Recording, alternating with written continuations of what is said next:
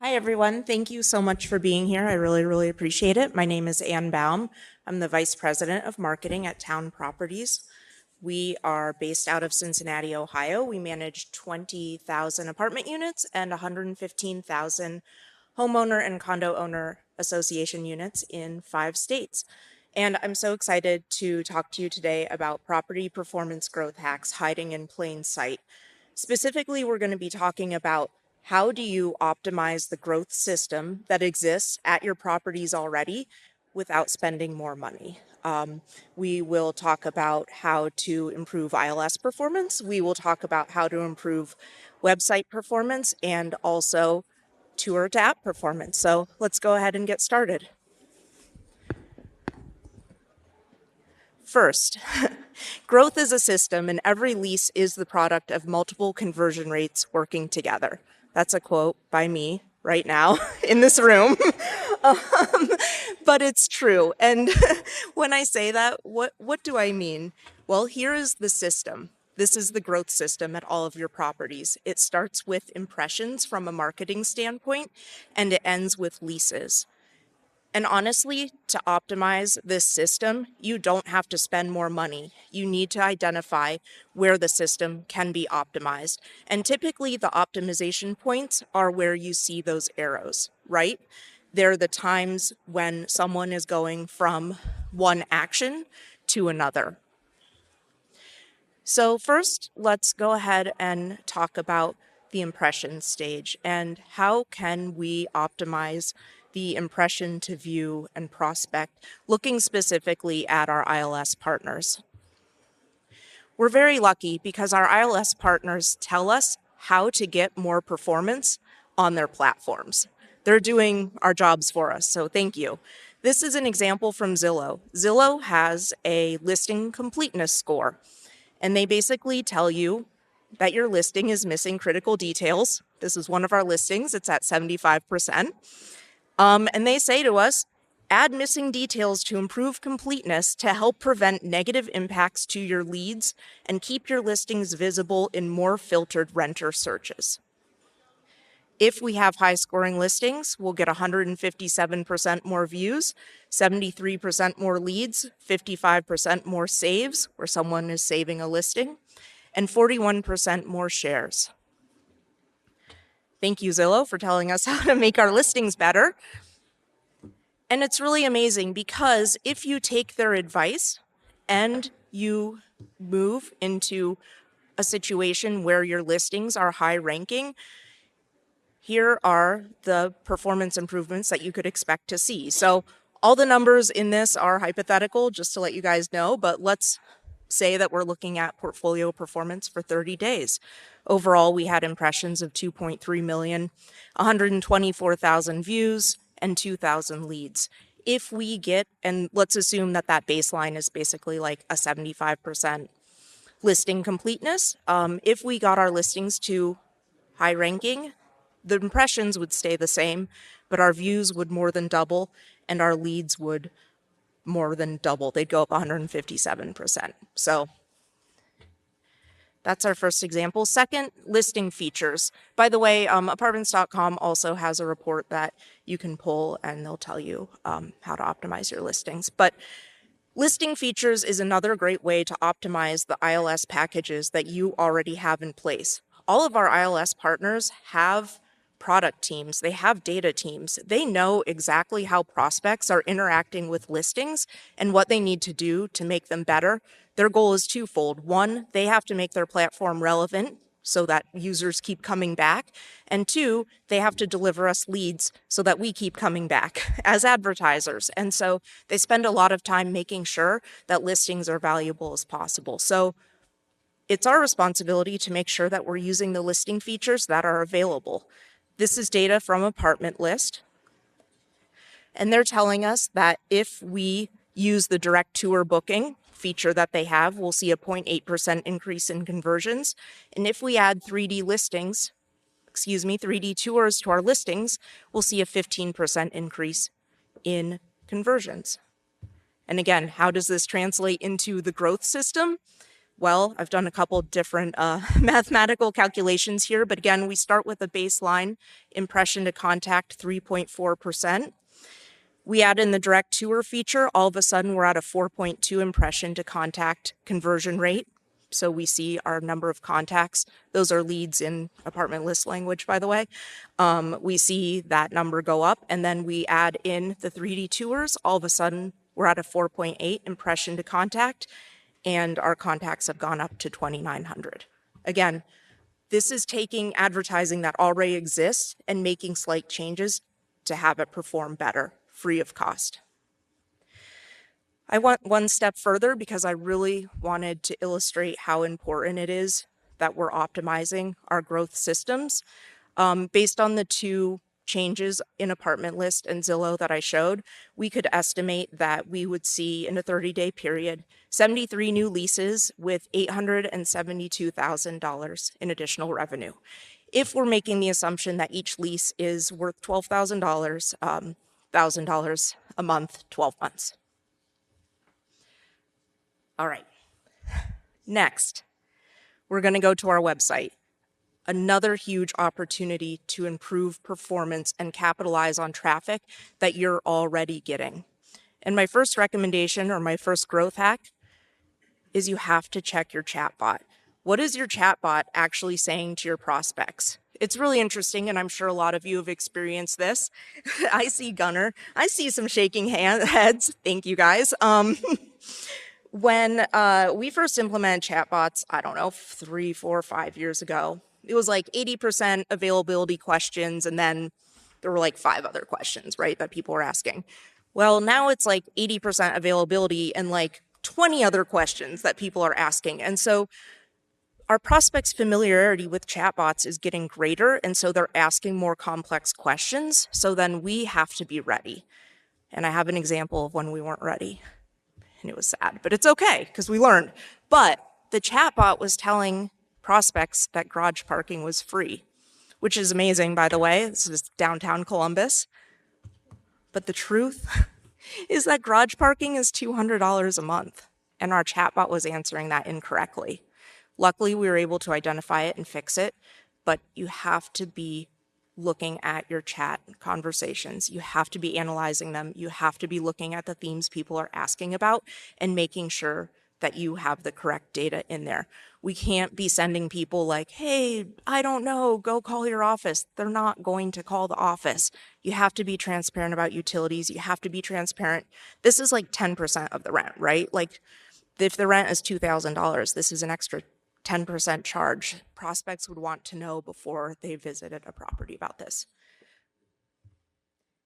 By the way, when we optimized the chatbot, we caught all those errors. We did see a 4% increase in tours scheduled from our chatbot. So it does matter. Don't send people to the office, give them the answers they want. Next, when we're thinking about optimizing our websites, this is my PSA. Please check your websites on your mobile phone. I am guilty of not doing that.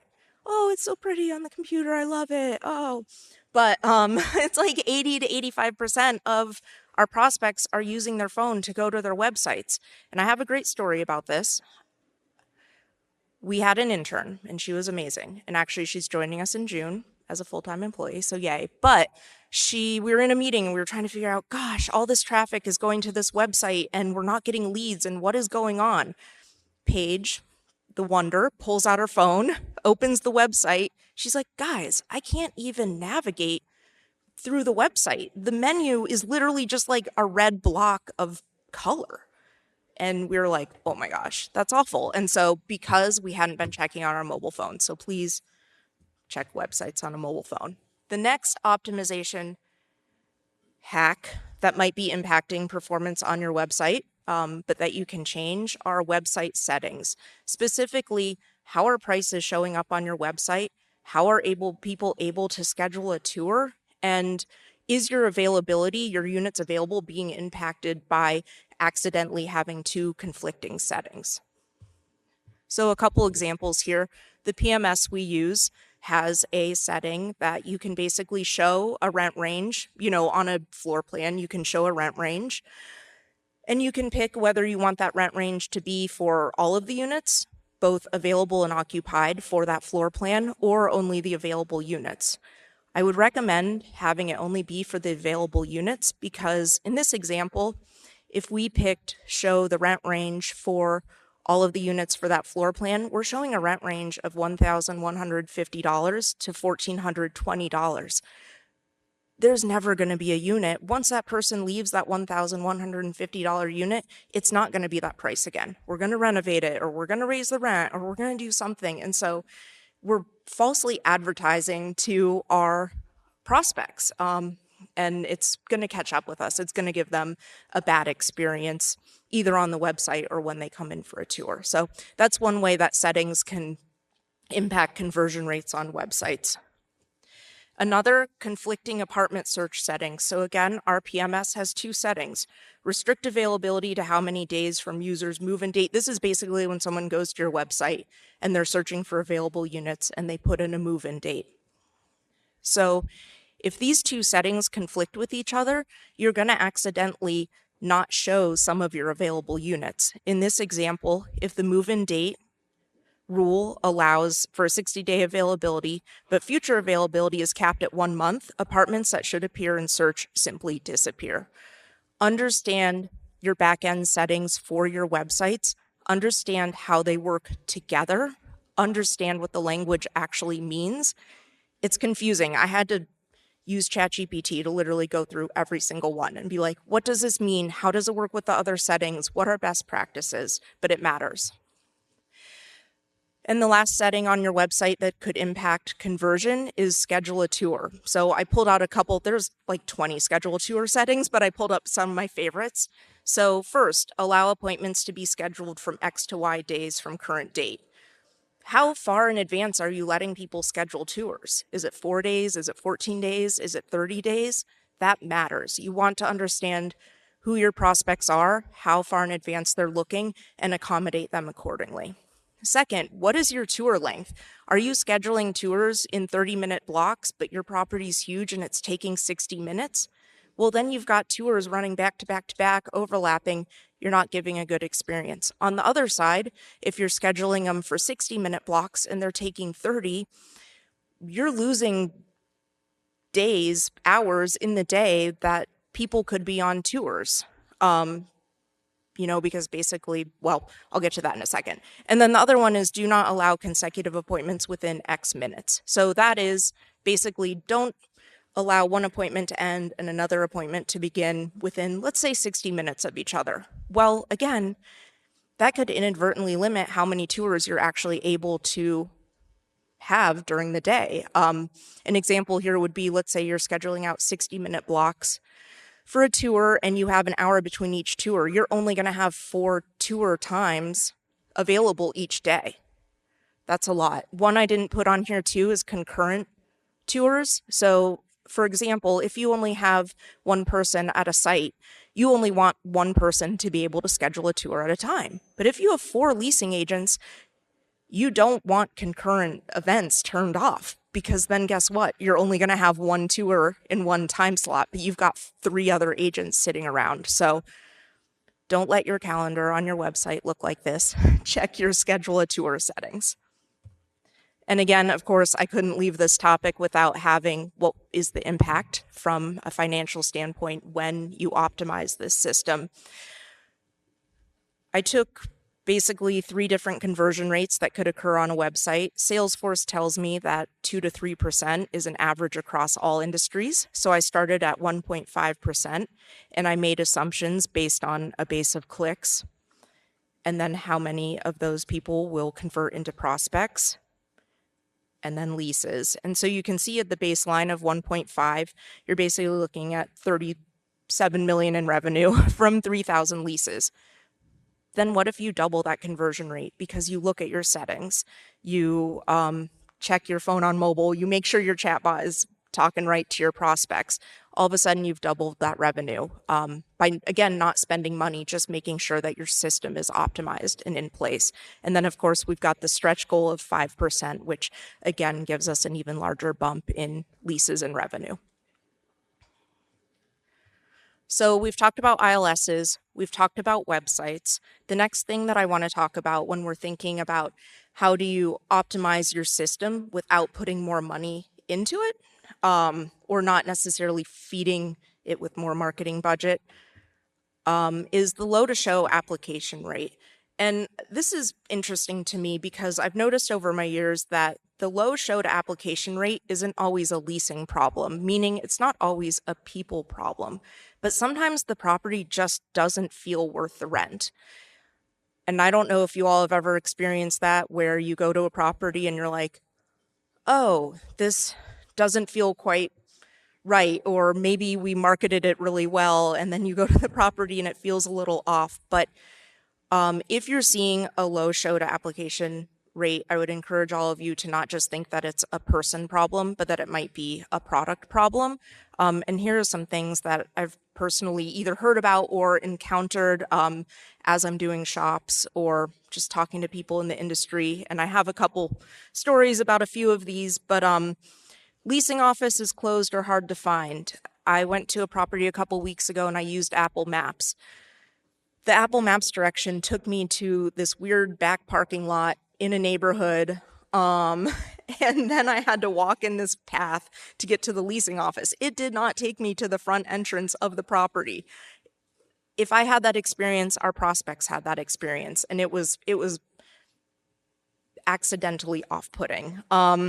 Another one that I've noticed, outdated leasing office, that first impression matters. You don't want to have scrapes on the wall or holes in the wall, or I guess some of these you do have to spend a little bit of money for, but you know, you want to have a good impression when people go into your office. Cold feeling office or clubhouse. Again, I remember a property a few years ago. It was kind of in this rural area that was becoming more populated, and the product was beautiful, and the price range was at the top end. And the leasing agent kept telling us, well, our price is too high. That's why we're not leasing. So a colleague and I went up to the property and we walked into the clubhouse and the lights were off. The furniture was sparse. There wasn't any toilet paper. There was a random phone on some random counter with cables hanging out. And we looked at each other and were like, oh, this is the problem. So what I recommend for this, it's a team effort. Marketing and operations, very great opportunity to work together. There has to be trust there. Marketing has to be able to go to properties, tell operations, you know, how the property feels to prospects. Another great suggestion I got is to run kind of like a regional cleanliness contest, where people from sister sites go and, you know, kind of rate one of their sister properties and do a contest so that it feels more of like a peer to review. But like I said, if you're seeing low to tour to app, go visit the property and see how it feels. And I think you'll be surprised at the insights that you gain. And of course, I couldn't leave you without math for this one, but let's just say that you've got a tour to application right now of 45%. Your applications are at 90. You're getting a revenue of 1 million. You raise that up to 65%, you're getting an additional $500,000 in revenue just for making the property experience feel better and making it feel worth the price that you have advertised. And that's it. We've gone through ILS opportunities, we've gone through website opportunities, we've gone through property feel opportunities. And if I can leave you with anything today, it would be optimize your system. We already have prospects moving through it. They start with search, then they tour, then they have an application and then a lease. But the opportunity, if you want to feed that system more and get your occupancy up, isn't always more demand. It's removing the friction that exists within your system along the way. And I promise small system improvements can unlock real revenue. Thank you.